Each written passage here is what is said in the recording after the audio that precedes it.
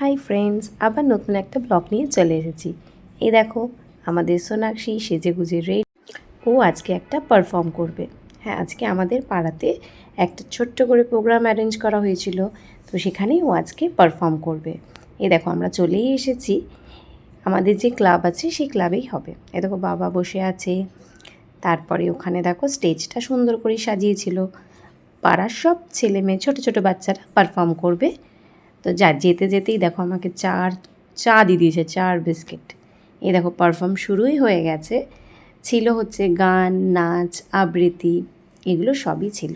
তো হঠাৎ করেই সোনাক্ষী বলল যে আমি একটু নাচ করব।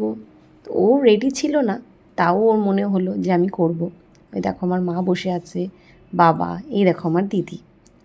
আমরা সবাই খুব এক্সাইটেড ছিলাম, যেহেতু পারফর্মটা সোনাক্ষী করবে। ইনি ছিলেন অ্যাঙ্কার, ইনি খুব সুন্দর করে অ্যাঙ্কারিং করছিলেন। আর ছোটো ছোটো বাচ্চারা দেখো স্টার্ট হয়েই গেছে প্রোগ্রামটা। সুন্দর সুন্দর সব পারফরমেন্স হয়েছে, বেশ ভালো মজাই হচ্ছিল দেখতে। কারণ যখন আমি ছোট ছিলাম তখন আমিও এখানে পারফর্ম করেছি। তো সেই দিনগুলো আমার মনে পড়ে যাচ্ছিল, যে আমাকে এরকম সুন্দর করে সাজিয়ে নিয়ে আসতো আর আমি এরকম সুন্দর করে ডান্স করতাম। দেখো কি সুন্দর করে এরা কবিতা বলছে, এগুলো শেয়ার করলাম, নাচের গানগুলো শেয়ার করতে পারলাম না। কেমনে পশিল প্রাণের পর, কেমনে পশিল গুহার আধারে প্রভাত পাখির গান। না জানি কেন রে এতদিন পরে জাগিয়া উঠিল প্রাণ, ওরে জাগিয়া উঠেছে প্রাণ। সঙ্গে যে যায় ভাগ্নে মদন, হাট বসেছে শুক্রবারে বক্সিগঞ্জে পদ্মা পারে। জিনিসপত্র জুটি এনে গ্রামের মানুষ বেচে কেনে উচ্ছেবে।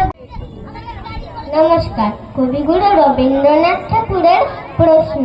মা গো, আমায় ছুটি দিতে বল, সকাল থেকে পড়েছি যে মেলা। এখন আমি তোমার ঘরে বসে করব শুধু পড়া পড়া খেলা। ভূমিকায় দাঁড়ান, আর তাই তো তখন আমরা বলি, মনের আজ কহ যে ভালো মন্দ যাহাই আসুক। হ্যাঁ, তারপরে দেখো যিনি অ্যাঙ্কারিং করছিলেন তিনি বেশ সুন্দর সুন্দর কোটেশন তুলে তুলে বলছিলেন, তো ওটাতে আমার আরও বেশি ভালো লাগছিল। তারপরে এই গানের প্রোগ্রামের পরে পরপর গান কিছুটা হয় আর কিছুটা হয় নাচ। তো এখানে দেখো সবাই বসে আছে, ওদের সবার প্রোগ্রাম দেখছে, ও নাচবে। এ দেখো আমাদের সোনাক্ষী, ও ভাবছে আমার কখন আসবে, আমি কখন করব, খুবই চাপে আছে বেচারি। এইবার তো নাম অ্যানাউন্সমেন্ট হয়ে গেছে সোনাক্ষীর। এই পারফরমেন্সের পরেই সোনাক্ষীর পারফরমেন্স রয়েছে।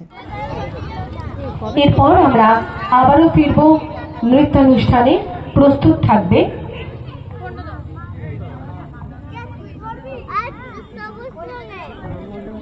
সোনাক্ষী মণ্ডল, অন্বেষা এবং আদ্রিতা। ইনরা আমাদের পাড়ার কিছু সিনিয়র কাকিমা জেঠিমারা যারা পারফরমেন্স করছে। এই দেখো সোনাক্ষী রেডি হয়ে গেছে,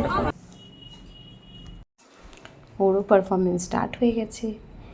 উইদাউট প্র্যাকটিস ও এখানে পারফর্ম করছে, ও প্র্যাকটিসই করেনি। ও শুনেছে এখানে ডান্স হবে, ও বলেছে দাদু আমি পারফর্ম করব। তারপরে গিয়ে শেষমেশ নামটা দিয়েছে।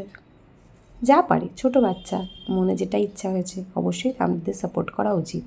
তাই আমরাও সাপোর্ট করেছি যে তুমি যেটুকু পারো তুমি সেটুকুই করো। সুন্দর, ও যেটুকুই করেছে সেটাই আমার কাছে অনেকটা। কারণ উইদাউট প্র্যাকটিস কেউ এত সুন্দর পারফরমেন্স স্টেজে উঠে করার একটা কনফিডেন্স দরকার, সেটা ওর মধ্যে আমি দেখতে পেয়েছি, এটার মধ্যে রয়েছে। তো তোমরা বলো যে ও কেমন করেছে, আশা করি তোমাদের ভালো লাগবে। ও ছোটো যেহেতু, তার জন্যে যেটাই ও করুক না কেন সেটাই খুব সুন্দরই হবে। তারপরে ওর পারফরমেন্স শেষ হয়ে যাওয়ার পরে ও চলে গেছিলো বাড়ি।